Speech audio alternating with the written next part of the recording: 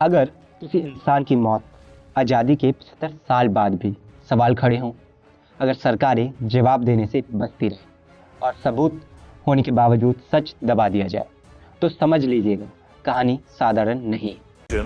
Now officially comes to an end. क्या दोनों की आवाज एक है?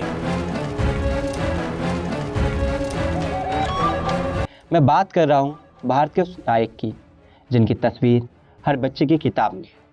लोग उनकी जयंती को पराक्रम दिवस के रूप में मनाते हैं, लेकिन उनकी कहानी आज भी लोगों को अधूरी ही पता है। ये वही शख्स है जिसने अंग्रेजों की नींव हिला दी, जिसने आज़ाद हिंद फौज बनाई, जिसने दुनिया की सबसे ताकतवर ताकतों से डंके की चोट पर बात की और वो नारा दिया जिसने पूरे देश के खून में उबाल ला दिया। तुम मुझे खून दो, मैं तुम्हें आजादी दूंगा। जय हिंद!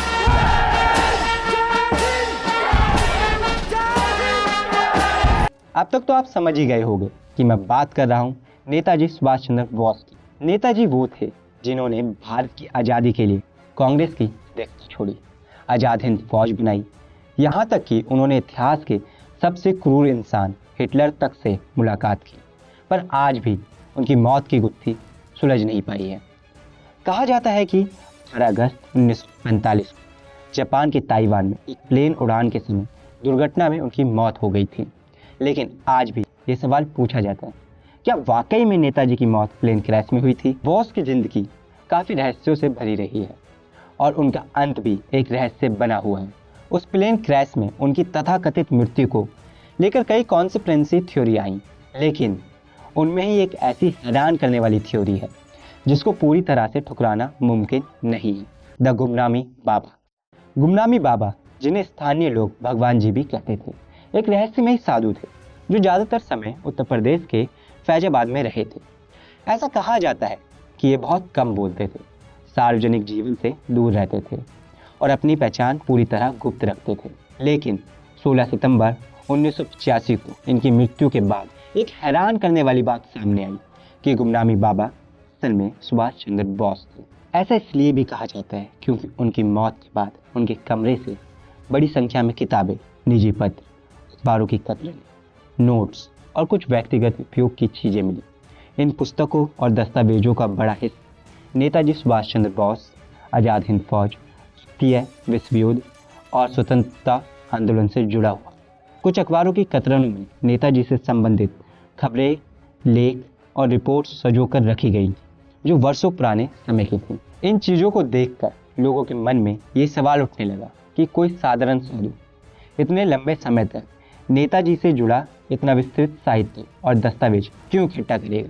इन्हीं कारणों से कुछ लोगों ने ये मानना शुरू कर दिया कि गुमनामी बाबा केवल नेताजी के प्रशंसक नहीं थे, बल्कि संभव है कि वे स्वयं नेताजी सुभाष चंद्र बोस ही हों जिन्होंने आज़ादी के बाद गुमनामी का जीवन चुना हो। इस थ्योरी की जांच करने के लिए सरकार ने कुछ आयोगों का गठन किया था।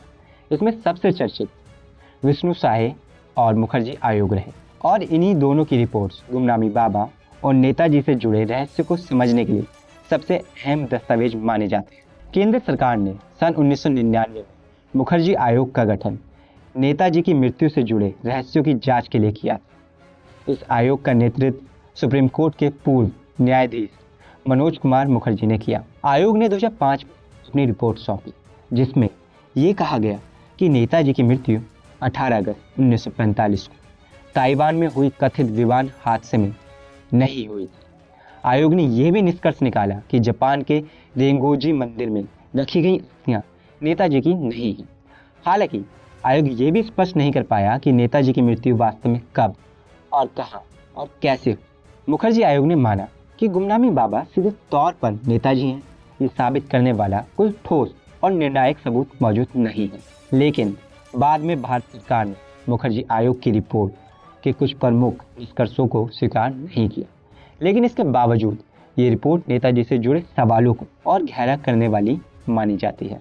तो वहीं दूसरी ओर उत्तर प्रदेश सरकार ने 28 जून 2016 को विष्णु साहे आयोग का गठन किया था और इस आयोग का काम गुमनामी बाबा की असली पहचान का पता लगाना, खासकर ये जानने के लिए इस आयोग को बनाया गया कि गुमनामी बाबा वास्तव में नेताजी थे या नहीं। आयोग ने करीब 1 साल की जांच के बाद सितंबर 2017 में अपनी रिपोर्ट सरकार को सौंपी। इस रिपोर्ट में साफ कहा गया कि उपलब्ध सबूतों के आधार पर यह साबित नहीं किया जा सकता कि गुमनामी बाबा ही नेताजी थे। आयोग के मुताबिक गुमनामी बाबा नेताजी के बड़े प्रशंसक या अनुयायी हो सकते हैं, क्योंकि उनके पास नेताजी से जुड़ी किताबें, पत्र, अखबारों की कतरनें और विचारधारा से मेल खाती सामग्री मिली। लेकिन ये समानताएं किसी ठोस पहचान के लिए पर्याप्त नहीं है। आयोग ने यह भी माना कि बाबा की भाषा, राजनीतिक समझ और जीवन शैली में कुछ समानताएं दिखती हैं, लेकिन इन्हें निर्णायक प्रमाण नहीं कहा जा सकता। कुल मिलाकर दोनों आयोगों की रिपोर्ट्स ये तो मानती हैं कि गुमनामी बाबा और नेताजी के बीच कुछ समानताएं हैं, लेकिन आज तक कोई भी आधिकारिक जांच ये साबित नहीं कर पाई कि गुमनामी बाबा ही नेताजी थे। यही वजह है कि ये विषय आज भी इतिहास, राजनीति और जन भावनाओं के बीच एक अनसुलझा रहस्य बना हुआ है। ऐसे में आपको क्या लगता है कि गुमनामी बाबा ही नेताजी थे? अगर आपको ये सब और अच्छे से समझना है तो आप YouTube पर मौजूद 2019 में आई गुमनामी फिल्म देख सकते हैं।